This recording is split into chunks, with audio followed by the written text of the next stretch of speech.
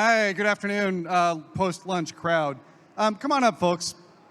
We're going to do another panel, this time without a demo. So everything's going to work super smoothly. Grab a seat, and we'll all get comfy here. We're sort of looking down the row here. My pleasure to introduce all of you to Izabella Lorenz, sitting right here, who's Global Real Estate and Workplace Strategy Head at Zoom. Ebbie Wisecarver, Chief Design Officer at WeWork. And Noel McNulty, who is Director of Global Real Estate and Workplace at Twilio. So thank you all for joining me here today. Before we get started, because it's a post-lunch thing, I wanted to actually get a little bit of audience movement going. So a couple questions for all of you. How many of you are working under a return to office mandate? Meaning somebody has said to you, be in, okay, nobody? So you are the lucky, I'm so sorry for the guy in the front who's stuck. If it's a mandate, are you complying? No one can see you. Oh, he says no. So we already know the answer to that. So there's no compliance happening there. How many of you have access to an office when you need it? Okay, there's a huge difference. For those of you that are actually watching online, there was one person on a return to office mandate. There's a huge crowd of people here who actually need or have access to an office. If so, does that office suit you and what you need? Is it taking care of your team's needs? Raise your hand if yes. Oh, that's kind of a paltry thing. Ryan Anderson from Miller Noel, not surprisingly, raised his hand. Here's what's been happening over the past couple of years. The world has shifted to a hybrid way of working. There are a lot of firms that are actually under a 2 or 3 day a week return to office mandate. And increasingly, you're seeing this in the headlines. The reality, though, is those increased return to office commands are not resulting in traffic coming back. Overall, people are not seeing this big trend. So whether you're looking at Nick Bloom's data, it says flat as a pancake. Whether you're looking at Castle Systems data, there's a little bit of an uptick. Or you look at Placer AI. By the way, the QR code takes you to a whole bunch of data. Then what we're seeing is that there's a disconnect often between what executives are saying and what people are doing. So what we wanted to talk about today, and we could please take the slides down, that would be great, and get everybody's heads up here, is what's really going on and what leaders that actually are responsible for providing workplaces that work for people are doing to make it work. So I'm going to kick this off with the panel and just ask, how have you seen the evolution happening in terms of what are you doing with your own workplaces and what's working in your organizations? And Izabella, I'll kick it to you first. Sure. So I think, looking back 5 years ago, I don't think many of us thought about the role of the office. It was just really place. Bring it all the way up. So, like that. We all have to be Mariah Carey, so right in front of your face and project. So it was a place where we went and we've done our work, right? We were very, very traditional 5 years ago. Our real estate strategy was driven by headcount. 30 people plus, you go to co-working space. 50, you go to a direct lease office space. And then obviously the pandemic happened. We grew like crazy. We were super distributed. And what we've done is we took this opportunity to really revisit our real estate strategy. We still believe in the value of the office. But for us, it's a place where we connect, we do mentoring. It's also a place where we test our technology, where we bring our customers to see what we are doing. And right now, we are focused on a sort of hub model. We don't call offices anymore offices. We have Innovation Hub, we have Engagement Hub, we have Experience Hub. They all designed for a different purpose, and they aligned with different parts of the business. And what they have done in common is they're hybrid by design. And what I mean here is they are designed for our customers and for our employees. That's great. Before we continue on, if my AV friends could put back up the headshots of my panelists, that would be really awesome so people know who they are. Ebbie, from a WeWork perspective, you guys have gone through a lot of change, and you were here and doing this for 10 years. So we'd love to hear from you how you've seen your own model and what people need evolve over the course of the past 5 years. Yeah, so I think it's different from a WeWork perspective, since we're engaging with many different companies and many different sizes, and are trying to sort of figure out what's right. And, I think obviously COVID shifted pretty much everything, right? And when you think about why someone comes into the office, the pressure became on the employer to have some purpose and some meaning, and what were you providing in the office that wasn't something you necessarily could find at home or over Zoom or over video. And what became clear is you, for one, like, space change, the space demand. I mean, we certainly saw shifts within office sizes, people downsizing, but also in a portfolio wide, when we're dealing with our larger enterprise members, just being able to grow and contract based on the needs of that time and having that flexibility. We offer many different memberships. We offer private office, but we also offer all access, which enabled companies to have kind of a hub and then be able to have maybe smaller spokes around globally, or even having just the ability for someone to go in and need a meeting room. So it just became much more dynamic and interesting. I think also what became clear is, it's not just about providing office space. It really became about activation. And I think that's sort of an interesting shift that we see happening even when we're talking about landlords and the base building, is that, sitting in an office, a beautiful office by yourself, is not inspiring. And, I think wanting to come back and being able to engage in a space that has people around you, has activities going on, is something worth coming back to. So, it's more than just like check the box people are attending. Like, people are coming back and learning and growing and building connections. And, kind of an interesting example how that sort of expanded for us is a building in Midtown, 575 Lex in New York.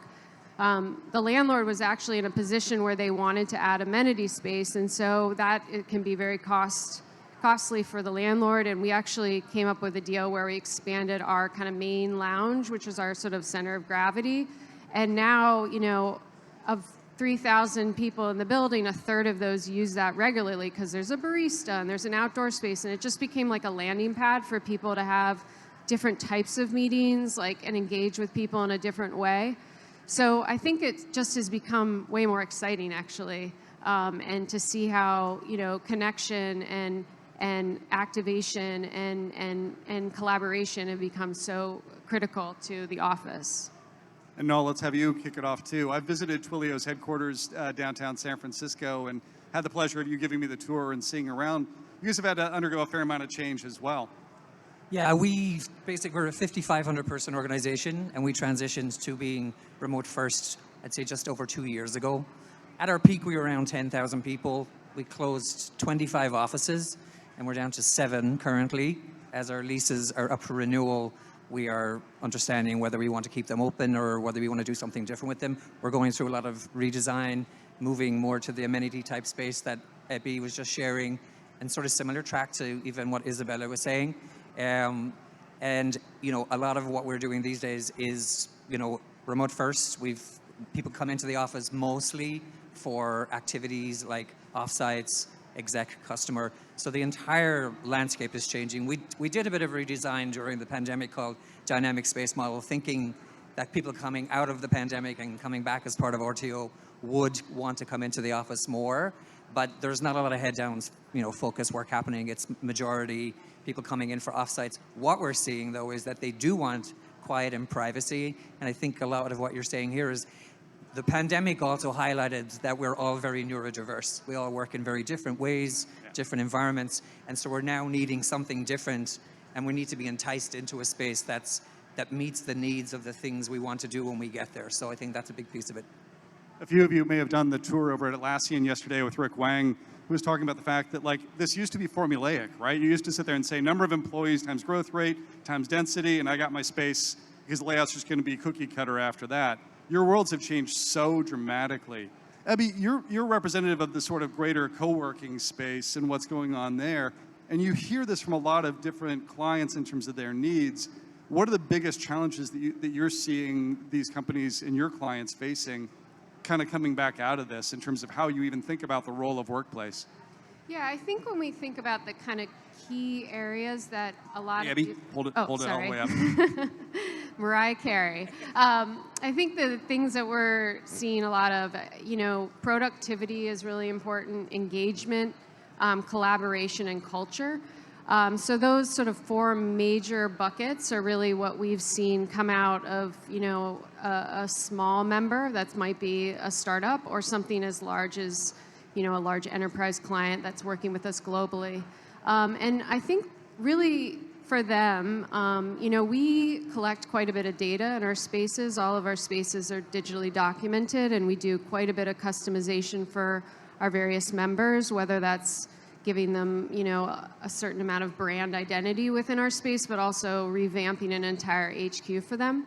And so for us, we also see this need for understanding kind of the data of other companies and, that kind of workplace strategy, sort of approach and wanting to be curious rather than just sort of being like, this is what I need, give it to me. There's a lot more collaboration on trying to understand the wider needs, and I think that's why these events are so important to sort of understand the trends, and especially since everything's kind of been thrown up on its head.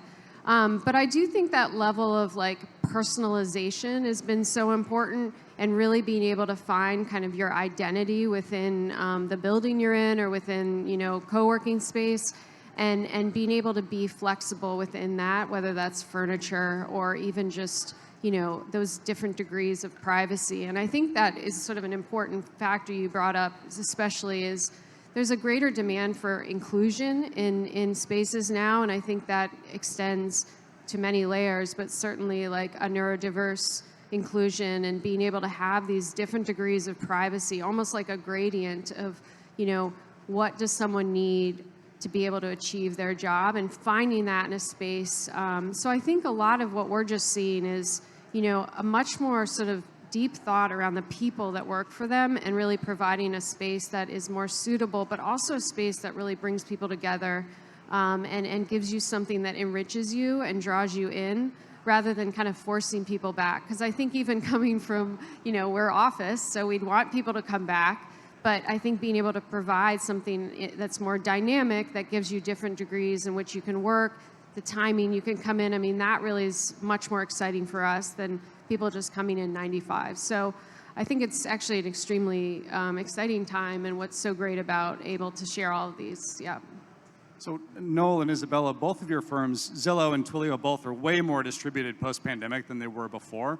How are you actually handling the needs of people? You've got people that are, by the way, Zoom got famous a couple years ago because the headlines were Zoom declares an end to remote work. You're like, y'all, 2 days a week, if you live within 25 miles of headquarters, is not. If you said that in 2019, people would be like, Zoom declares remote work revolution. But you both have these people that are more distributed globally as well as locally. What are you doing to actually help those teams come together between flexible workspaces, your own access to it, to kind of create that team camaraderie that people want to have? Izabella, you want to go first? Sure. So I'll tell you a story about this. Zoom requires people to come back Please to do. the office late. I'll tell you later. First, I'll tell you a little bit stats. So we went from 2,000 employees, very much co-located around key areas, to 10,000 people totally distributed within a year and a half, which is absolutely crazy. So what we try to do, we understand that people want to be together. We've partnered with a great company who's also here, Upflex, and they are allowing us to use their co-working spaces across the globe. We use these spaces for different reasons. It could be all hands, it could be watch parties, it could be events. And that way, that leave us this real estate flexibility, because we've been always very conservative around our offices. But it also gives back to the employees what they want, a space to meet. Noel, how are you guys handling this at Twilio? Yeah, I mean, similarly, we were at 10,000 at our peak. We're now at 5,500. We had almost upwards over 30 offices. We're now down to 7. We've adopted a co-working program. We actually did some pilots. Last year was a big year of pilots, where we very much worked on we surveyed all of our employees, and out of the 5,500 employees, we had 1,100 who bought into wanting to participate in a pilot program. We broke those into cohorts, whittled it down to 550 people, and followed them through a 6-month journey of understanding what they wanted to do in terms of needing flexibility. Because people say they want a lot of things, but if you give it to them, is it what they actually want? So we learned a lot from that particular exercise. Hold on, wait a minute. You talked to employees about their workplace needs. Yes, it's a phenomenal concept. You should try it. No, it was great. There was a big team effort of communicating sort of that we were hearing a lot on the street that they wanted flexibility. And so this was one way of approaching those things. Knowing we still had offices and the occupancy rates coming into those offices, Tuesday, Wednesday, Thursday busy, Monday, Friday quiet. We offer lunch 1 day a week. So those days we see the peak of course utilization. Offsites are another big part of our actual philosophy of bringing people together. So the offices have converted to being more event-centric spaces. But then the overall distribution, 2/3 of those 5,500 people are not even co-located near any one of those 7 offices. So that was really sort of the driver behind saying, let's try this. And now we have, and actually in February, we just launched a global co-working program. We have about 39% adoption right now, which is huge in the first couple of months. That's fast. We're getting super awesome feedback from it. We're still learning, still iterating. Certain markets we're still trying to shore up a little bit more, like Latin America and some of these spaces. But ultimately, everyone's loving having the flexibility. And it's kind of similar to what Ebbie was saying. One of the key, I think, things we got out of it, people want to be productive and they want to get out of their house for a day, get away from their dogs, their wives, their kids, whoever, just also come and meet with their colleagues. And so this has really helped, I think, helped people mentally as well as physically sort of move, activate, and do things differently. If you've been in the event space for a while and you've watched what's happening, what's changing, it's pretty remarkable too. But one of the things that we talked about a little bit, Izabella, in the prep call was most of us think about the workplace as being for employees. Well, one of the big reasons, especially having been in B2B software myself, that companies end up with headquarters buildings with logos on it is for their customers, right? It's for executive briefings. You guys underwent a pretty major transformation in London of thinking about like what an executive briefing center looks like, but also like how that interacts with your own employees. Tell us more about how that worked and what you did and sort of what that drove. Yeah, this was like, you have a big smile on my face straight away. This was one of the most challenging projects we've done. It was a big and small experiment. And I have to tell you, we've never done this before. This was first time when we created the concept of combining employees space with experience center. We spent 2 years, I think, over 2 years working on this project, and the majority of time was a research. We've talked to customers, we talked to partners, we talked a lot to our employees, a lot of surveys. And what we've learned is that the space design reflects how people feel in a space, going back what you said. So what we wanted to create is a space that will be a hybrid, which will move between the customers and employees. The concept design was designed around 3 key points, and this was sustainability, technology, and customers. And customers, in this case, is the internal and the external. For the customers, we wanted to create that unique experience. Look, we all work differently, right? I love to work at the dining table, whereas you probably want to stand behind the desk. So we created this, what we call WeSpaces. It's for heads down work. WeSpaces is for collaboration. Me spaces is for the heads down work, and social spaces. On the front of the technology, we wanted people to come in and say, I'm so glad I'm here today because you made it really seamless for me. London specifically is designed around what we called a lens wall. This is 38 meters long. Sorry, I don't know how big that is in square feet. It's big. And it wraps up the whole floor. It's a sort of ambient fabric installation. and it connects the experience center with the EBC, with the engagement hub. What we can do is with one push of the button, change the whole space into virtual settings. So this could be a training room, it could be an operating room, and it could be even a forest. And that's why that allows us, to adjust to everyone's needs. That's pretty amazing, because then you're blending also people presumably who aren't in the building with people who are in a more seamless fashion. How you guys, both of you must be dealing with this too, because even the best laid plans, I'm going to get my team together and we're going to do an in-person session. Out of 20 people, there's 2 that just can't make it. A kid gets sick or travel plans get scuttled. How do you actually, what are you doing what's sort of changed in terms of how you equip teams to be able to actually have better hybrid environments? Because hybrid meetings sucked before the pandemic. What have you done to adjust there? Okay. Yeah, I mean, certainly with the technology and creating rooms that are, set up in a way that it makes it feasible. I mean, I think just investing in, the right acoustics and the right sort of configuration of space, and having, I think for us too, having video conferencing that's easy to use. I mean, I think this idea of creating kind of a seamless journey through the space, and ultimately where you can sit down and engage in a screen and not have to kind of fumble around, is really what makes our product sticky. But I think there's, I think this idea that being able to kind of keep people on the receiving end. I mean, I think originally in it's sort of interesting because our inclusion office that we have inside WeWork, there was sort of this thought about, everyone had to put on their screens on their laptops so that everyone could see each other in a square. And I mean, sort of playing around with ideas like that. I don't think the digital experience is perfect, but certainly being creative in the way that, and really focusing on all these new technologies that, various companies are coming out with. But I think to make everything else feel relatively smooth and seamless and not having to kind of have bumps along the way, ultimately makes the user and the person on the other end feel more engaged.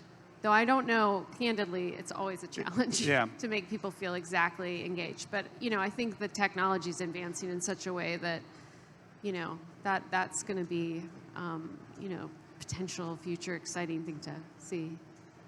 Yeah, at Twilio we have what we call our open work initiative or model, which is basically being able to give as much flexible resources as possible so that everybody can thrive in a remote first environment. And that's a conglomeration of meeting and events. So meeting, like today's event took a village of people to put on, and tomorrow. So there's a lot in that, and people have their day jobs. So a lot of our teams are now focused on IT, AV, corporate security, basically a huge piece of it.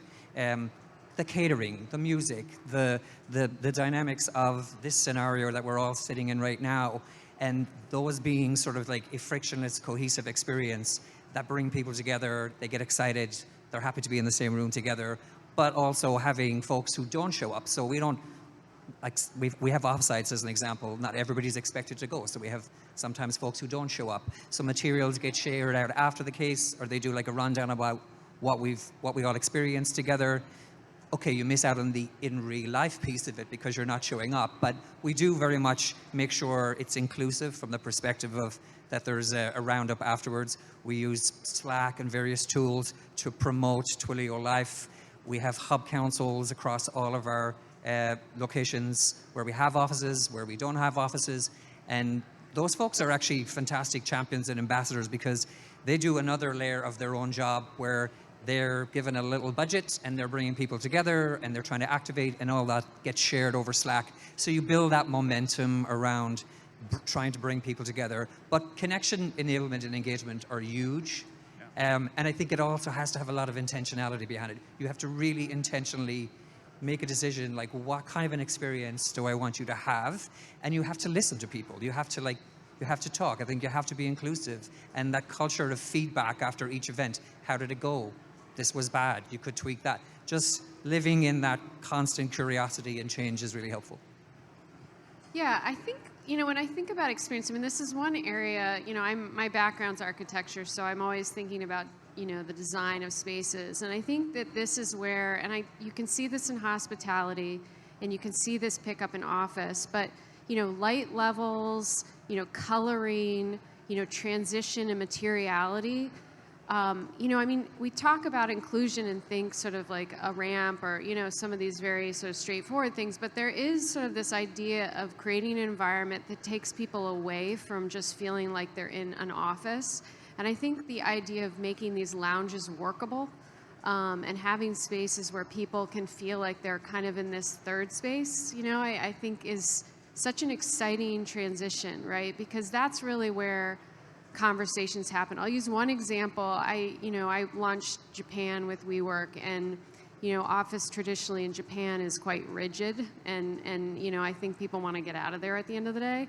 And so we designed these horogatatsus, which are the sunken seating you might find in an izakaya. And it was amazing, like this subtle design change.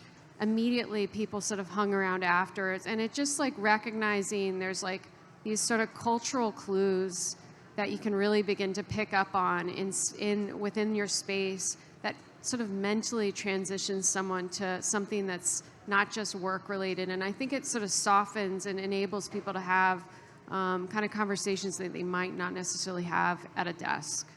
Actually, that's just on the heels of that, just one simple thing, but catering. You bring a group of people from across the world.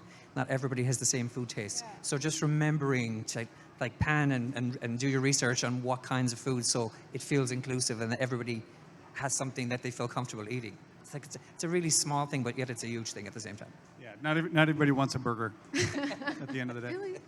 You guys, the world of workplace leadership has changed so dramatically. I actually think more than anything else because the demands have gone through the roof. And Noel, you touched on events, and I know you guys have all had to deal with this. I walked into a room a couple years ago, like senior executives in a company, and I started talking about like what effective team gatherings look like and how much it's about like the team building and the bonding and stuff like that. And asked them like, what percentage of the time when you get your teams together do you spend on team building? And they looked at me and they're like, we do presentations. I'm like, so most leaders actually grapple with that. What, maybe Izabella, starting with you and Noel, like what have you done to actually equip leaders at Zoom and at Twilio to actually be better facilitators and team builders, as well as providing them the sort of physical environments? Yeah, sure. So with us, I think this is such an exciting time for workplace and real estate. We've moved from being behind the scenes to really sitting at the table with the leaders and connecting the space with the strategy, with the business, with people. And that's super excited, right? What we specifically do, we advise our customers how to design spaces from like hybrid perspective. We have created a lot of playbooks to help our employees to connect, you know. We have 17 people on our workplace and real estate team at Zoom, 10,000 people. It's very small. We have a lot of offices which are managed remotely, meaning we need some sort of self-safe guide. So we went from like, this is what it could be your agenda. This is the places you want to do if you do it off-site or on-site. And just moving from facilitating that service to what you said, facilitating that experience, the whole experience from the moment when they leave the home to the journey to go to the office. Yeah. It's a huge change. And also those small investments make a huge difference though. Even a couple people can be really great leverage for the rest of the organization. Noel, what have you guys done at Twilio? Yeah, I mean, I'll give credit to our leadership, our CEO and our Chief People Officer. They're very committed to, like our CEO came out at the beginning of the year and said, we are a remote first company. When other CEOs were calling people back to the office, he was like, we are not changing. We have offices. This is why we have offices, mostly for customer, for exec meetings. We just had a big investor day summit that we did in the office this year, and it was a huge cross-collaboration, IT, AV, again, security, like a bevy of people on the finance team. They came in and they spent days kind of, you know, doing dry runs, preparing for it to make sure, again, that it was a good event and that everybody basically had it, you know, got value out of being in the room together and have the time. I think the other part of it is that, again, it comes down to the planning of it. and bringing people on the journey, even if they feel like they don't need to be on the journey. Just having transparency into what you're doing opens a door, or you learn that, oh, I should have had this other person involved in something, because we are a big company. You know, we're a team of 7 on the workplace side, unlike Izabella, I think you said 70, and we're 5,500. But we do have great partners, like I said, with our IT AV teams. And just in general, even we just had our people team offsite in Dublin last month, and all of those folks all come on the journey with us. So when we have these big events, they're all in the room, they're all part of the planning, and it's 2.5 days of like really fun times. We make sure people have breaks to go and volunteer. We're big on volunteering. We've even broken up the programming now to not be 7 hours of straight content thrown at you. Like, go out with your smaller teams. We do things like take your smaller teams to dinner, and then we have a larger dinner situation. We're a tech company, so we love to teach people how to code. So if you get your track jacket, that's part of it. Swag is a really big piece of tech companies. So all of these, what you would think are little things, add up to a really big and wonderful experience. Swag like my Slack pen that I still carry around in my back pocket. Ebbie, WeWork actually does some of this, right? I mean, you guys actually do help from a facilitation perspective, not just facilities. Like, how's that business evolved for you over the past few years? Yeah, it's, I think when we think about events, I mean, this has definitely changed over the past 5 years. For one, we have dedicated event spaces with like theater setting, and those certainly have stayed popular. But what has become even more popular is some of these larger offices that might not be sold, quickly converting them into just like, we need an offsite, we need like a training, we're going to just order salads from Sweet Green. Like, we don't need this cater to make this something super fancy, but we need space that we can kind of move into, rearrange the furniture, and make something that's really kind of effective for them. And what's also nice about that is that's bringing in people from the outside, so you now have like that even more activated space, and it never leaves like any corridor feeling like, oh, this is a little like quiet or eerie down here. So I think for us, we actually moved beyond just like the private office and all access membership, which is sort of like a gym membership. You have access to any WeWork. We actually introduced something new called On Demand, which basically takes any office that's not active and you can kind of use it for the day or whatever. And so what we've noticed, even with just a single person office, someone just needs that dedicated space for the day. But I think the events are just so much like, we call them events, but like it sort of feels like way too formal for what they are. And you just see that people really want, and I mentioned people coming in, about 50% of our quote unquote event business is from for non-members that come in, and you can use our lounges and but being able to do something quick, and not necessarily have the struggles. And I'm sure you guys see this all the time. They have multi-purpose spaces that they can just set up for like, hey, things aren't going well, we need to like kind of focus on this one area. So, I mean, it's been a huge business for us, and it's actually really exciting to think about space in this dynamic way, because as we've mentioned before, office used to be like, well, this is your classroom and this is this, and now we're saying, hey, you can make any space work for you with just some furniture modifications. The demand for this has just gone through the roof. I remember talking with a couple of workplace leaders a couple of years ago who were talking about, like, we used to get, minimum 6 months notice before a major company event because people would plan it out in advance, and now we're lucky if we get 30 days. And we've gone from doing 10 of these a year to 1,000 in a very weird and different way. You guys have had to change your own leadership teams too to grapple with this, right? I'd love to hear like your own, like, anything that you've learned along the way about how you reorient your own leadership teams around that sort of facilitation of experience as opposed to just the provision of the facility itself. Yeah, I can do on this one. So I think going back to London, this is the space where we host approximately around 500 customers per month, and we have around 40 to 50 events per month. It's absolutely That's crazy. Crazy. And this is for the leadership, I think, shift from how many butts in a seats do we have, the usual utilization, to how many customers did we host. That was for us a big, and when you walk into this space, you can feel the energy. It's like, it's one of my favorite places. there's customers running here, there's people running here. We don't have to worry about, the utilization. It's always overutilized. There's always more people than seats. That's great. Ebbie, you were starting to say something. Yeah, I mean, I think when you think about how kind of the organization has changed and for one, I love this idea of, we have a voice at the table. I mean, I manage, obviously our in-house, moves and changes, but, that you're sort of driving the strategy rather than just having to respond to, hey, we have 500 people here, and really thinking about, and I think there's just sort of a need now for people that kind of understand better how each one of those functions operates and also engaging the functions themselves.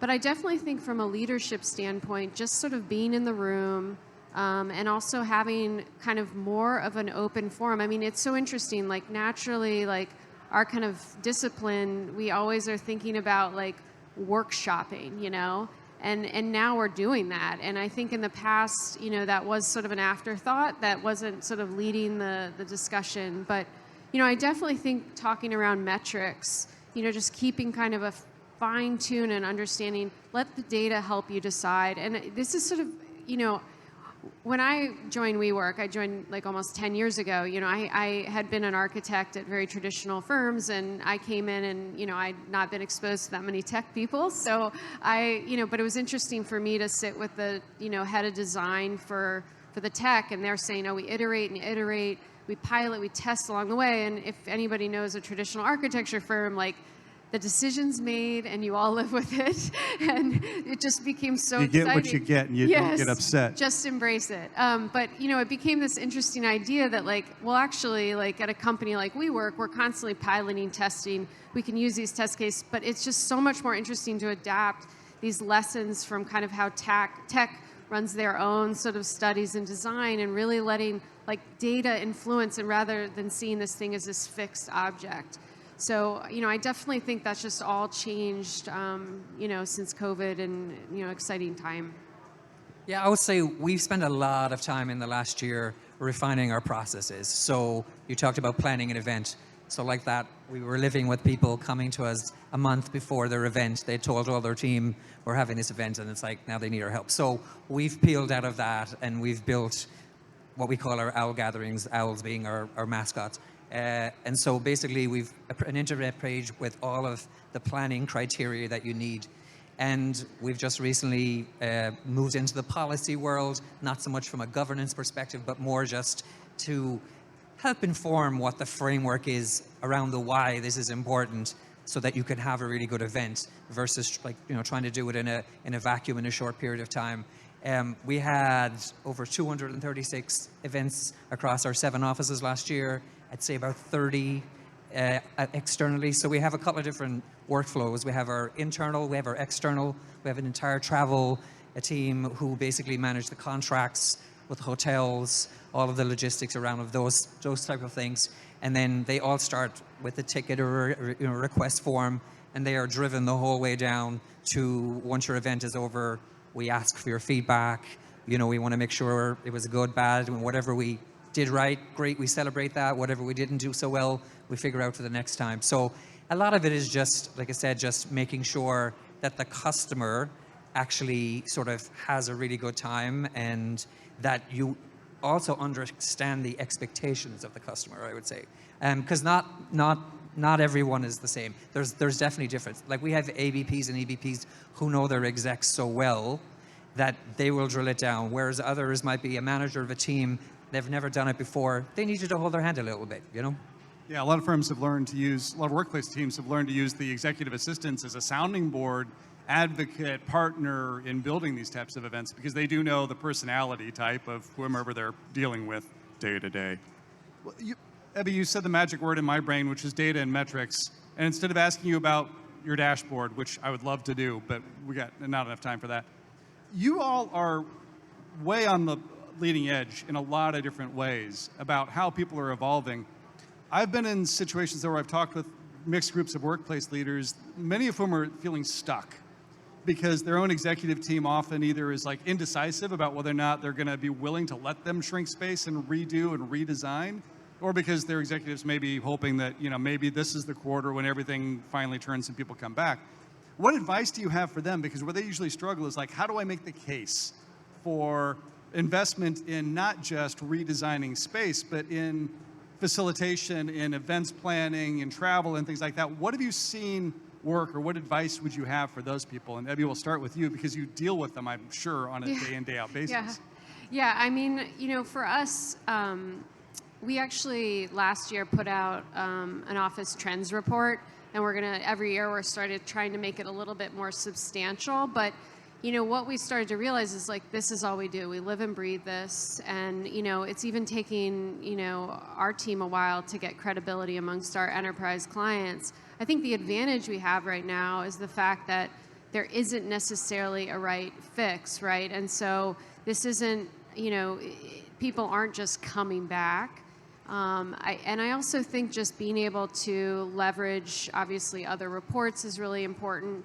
I think to be able to position it not just as hey, this is what's right for the employees, but also sort of what's right for the business in regards to sort of these long-term burdening leases, and just seeing it as an opportunity to really engage with people in a new way and like take risk that's like not that high of a risk, right? And that you can use what you're doing exactly with like piloting something, maybe starting small and then being able to take that and prove it out.